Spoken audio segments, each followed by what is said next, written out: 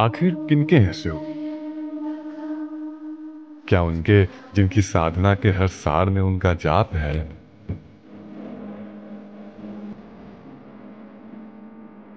या उनके जिनके मन में आस्था?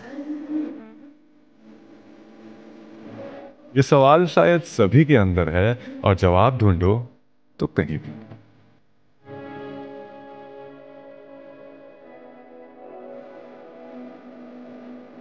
शिव को समझना शायद इतना भी कठिन नहीं है।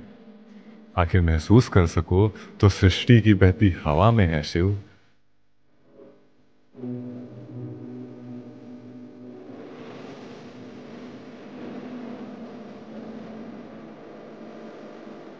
और देख सको तो ब्रह्मांड के हर कण में है शिव। संयम से समझो तो सबके हैं शिव। कैलास राणा शिव चंद्र मौळी, कैलास राणा शिव चंद्र मौळी। फणींद्र माथा भ्रुकुटी झळाळी, फणींद्र माथा भ्रुकुटी झळाळी। कारुण्य सिंधू भव दुःखहारी, तुझ वीण शंभो मज कोण तारी।